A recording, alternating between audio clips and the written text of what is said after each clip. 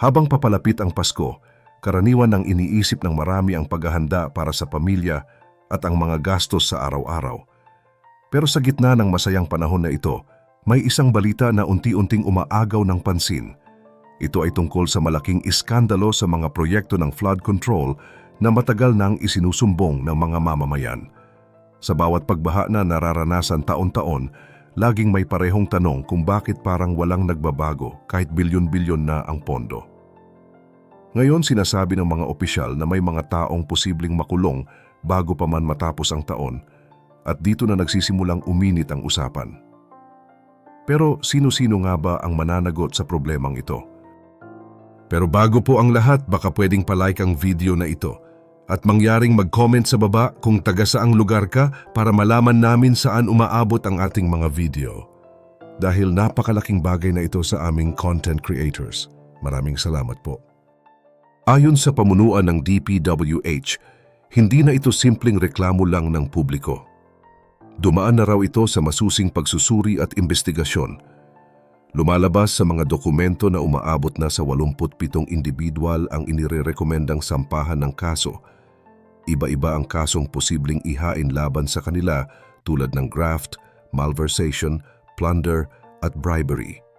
Ibig sabihin, hindi lang ito tungkol sa maling proseso, kundi pati sa umano'y paglustay ng pondo ng bayan. Mas naging mabigat ang issue dahil maraming kilalang pangalan ang nadawit. Kabilang dito ang mga dating matataas na opisyal ng gobyerno, dating mambabatas, at pati mga kasalukuyang nakaupo sa pwesto. May mga dating leader sa Kongreso, may dating senador, at may mga party list at district representative na sinasabing konektado sa mga proyektong ito. Para sa ilan, nakakagulat ang listahan, pero para sa ibang matagal nang nagrereklamo, pakiramdam nila ay matagal na itong dapat nang nangyari. Hindi rin ligtas sa investigasyon ang ilang dating opisyal ng DPW. May mga dating kalihim at undersecretary na sinasabing may kinalaman sa pag-apruba at pagpapatupad ng mga proyekto. Isa rin sa mga madalas banggitin sa mga ulat ang isang babaeng tinatawag ng iba bilang flood control queen na ngayon ay nasa kustodya na ng NBI. Ayon sa mga investigador, may mga senyales na hindi lang iisang proyekto ang may problema, kundi maraming proyekto na may parehong pattern. Bukod sa mga opisyal ng gobyerno, may mga pribadong individual at contractor din na nadadawit.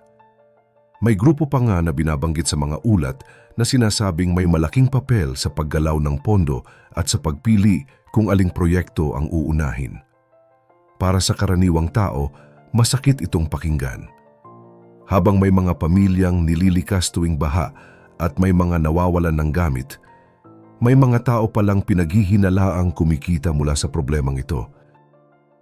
Ayon sa kasalukuyang kalihim ng DPWH, naisumite na ang lahat ng rekomendasyon at ebidensya sa Ombudsman, kasama sa paghahain ng mga kaso ang Independent Commission for Infrastructure at ang Department of Justice. Sa ngayon, nasa kamay na ng Ombudsman ang desisyon kung sino ang formal na kakasuhan at kung sino ang haharap sa korte. Sinabi rin ng kalihim na handa silang magbigay ng karagdagang dokumento at testigo kung kakailanganin. Sa gitna ng mga naglalabasang detalye, malinaw na may kumpiyansa ang pamunuan ng DPWH na hindi matatapos sa ingay lang ang isyong ito. Ayon sa kalihim, hindi raw basta mga maliliit na pangalan ang isinama sa mga recommendation na isinumite ng Independent Commission for Infrastructure at ng ahensya. Ang mga pangalan daw na ito ay may mabibigat na posisyon at may direktang kinalaman sa mga desisyong naglabas ng malaking pondo para sa flood control. Kaya para sa kanila, mahalagang siguraduhin na ang bawat hakbang ay tama at matibay. Paulit-ulit ding binibigyang diin ng Malacanang at ng Ombudsman na hindi pwedeng madaliin ang pagsasampa ng kaso kung kulang ang ebidensya. Mas mabuti raw na mabagal pero sigurado kaysa mabilis pero babagsak sa korte. Dahil dito, patuloy pa rin ang pangangalap nila ng karagdagang ebidensya. Kasama sa prosesong ito ang pakikipagtulungan ng DPWH, ICI, Department of Justice at National Bureau of Investigation. Ayon sa mga opisyal, layunin nilang buuin ang isang kaso na hindi madaling mabutas at kayang tumayo sa harap ng hukuman. Sa ngayon, may mga konkretong resulta na raw ang investigasyon. 9 na personalidad na ang nasa kustodya ng mga autoridad habang 20 ang humaharap na sa mga kaso sa korte. Mayroon ding 7 na hanggang ngayon ay hindi pa nahuhuli at patuloy na hinahanap. Ayon sa Ombudsman, posibleng madagdagan pa ang mga kasong isasampa bago magpasko at maaaring 1 o 2 pang kaso ang ihain sa mga susunod na araw. Ibig sabihin, hindi pa tapos ang listahan at posible pang lumawak ang saklaw nito.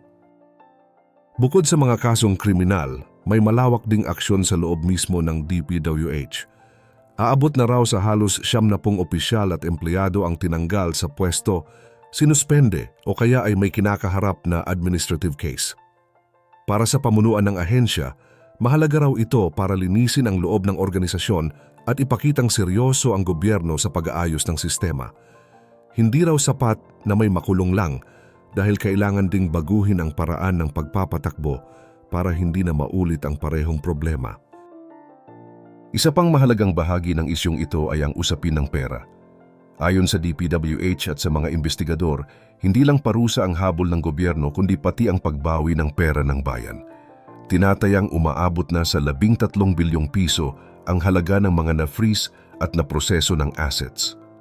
Kabilang dito ang libu-libong bank account, daan-daang insurance policy at ilang air assets na pinaniniwalaang konektado sa mga sangkot sa anomalya. Para sa mga autoridad, malinaw ang mensahe na hindi sapat ang kulong kung mananatili pa rin sa kanila ang yaman. Ayon sa mga ulat mula sa DPWH, DOJ at Ombudsman, ang mga hakbang na ito ay bahagi ng mas malawak na kampanya laban sa katiwalian sa malalaking proyekto ng gobyerno. Hindi raw ito madali dahil malalakas at maimpluwensya ang ilang taong sangkot. Pero ayon sa mga opisyal, mas mabigat ang pananagutan nila sa taumbayan na matagal nang nagtitiis sa baha at sa sirang mga proyekto. Kasunod ng mga naunang hakbang, mas lumawak pa ang saklaw ng mga ari-ariang tinututukan ng gobyerno kaugnay ng isyong ito. Ayon sa mga ulat ng DPWH at ng mga investigador, bukod sa pera at bank account, may daan-daang sasakyan na rin ang isinama sa listahan ng mga sinisiyasat. Umabot ito sa mahigit 200 motor vehicles na pinaniniwala ang binili gamit ang pondong may kinalaman sa flood control projects. Para sa mga autoridad, mahalaga itong bahagi ng pagsubaybay dahil dito makikita kung paano ginastos ang pera sa labas ng mga papeles. Hindi rin nagtapos doon ang listahan, may halos 200 real properties na kasama na rin sa iniimbestigahan. Kabilang dito ang mga bahay, lupa at iba pang ari-arian na nakapangalan sa mga individual na sangkot o sa mga taong konektado sa kanila. Mayroon ding ilang e-wallet accounts at securities accounts na isinailalim sa pagsusuri. Ayon sa mga opisyal, ito ay para masigurong walang natitirang tagong yaman na hindi napapansin ng investigasyon.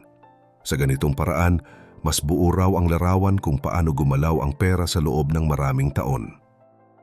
Habang isinasagawa ang mga hakbang na ito, inanunsyo rin ng DPWH ang isang malaking pagbabago sa loob ng ahensya. Sinabi ng kalihim na magsasagawa sila ng malawakang recruitment sa mga universidad at paaralan sa buong bansa. Mahigit 2,000 posisyon ang bubuksan para sa mga accountant at engineer at target itong simulan sa unang bahagi ng 2026. Layunin daw nito na magpasok ng mga bagong tao na may sariwang kaalaman at walang bahid ng lumang sistema. Para sa pamunuan, ito ay paraan para unti-unting baguhin ang kultura sa loob ng ahensya. Ayon sa DPWH, mahalaga ang papel ng mga bagong empleyado sa pagpapatupad ng mas maayos at mas malinaw na proseso. Hindi raw sapat ang pagtanggal at pagsuspinde sa mga sangkot. Kailangan ding palitan ang mga pwesto ng mga taong may kakayahan at malinaw ang prinsipyo. Sa ganitong paraan, mas mababawasan ang tsansa ng katiwalian sa mga susunod na proyekto, lalo na sa mga programang may malaking pondo tulad ng flood control.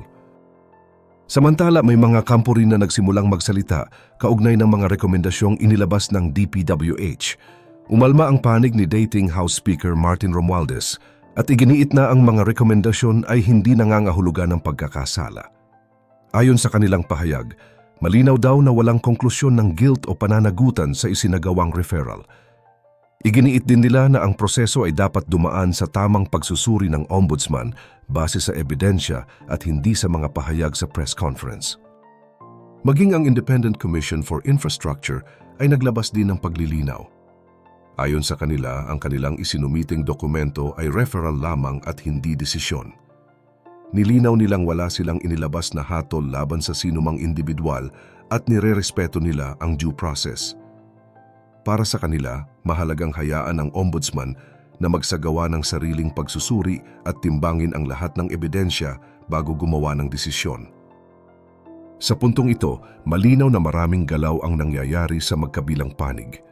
Patuloy ang investigasyon, patuloy ang paglilinis sa loob ng ahensya, at patuloy din ang depensa ng mga nadadawit. Batay sa mga ulat ng DPWH, Ombudsman, ICI, at sa mga nailathalang balita ng Abante, ang susunod na mga linggo ay magiging mahalaga sa direksyon ng kasong ito. At habang hinihintay ang mga susunod na hakbang, nananatili ang isang malaking tanong sa isipan ng publiko kung paano nito babaguhin ang sistema ng flood control sa bansa. Sa harap ng mga pangakong ito at ng mga kasong isinasampa para sa mga karaniwang Pilipino na paulit-ulit na binabaha taon-taon, ang tanong ngayon ay simple pero mabigat. Sa tingin mo, mararamdaman na ba sa totoong buhay ang pagbabago? O mauulit na naman ang parehong problema sa susunod na malakas na ulan? I-share mo naman ang sagot mo sa ibaba at huwag kalimutang mag-like at subscribe para sa mas marami pang updates gaya nito.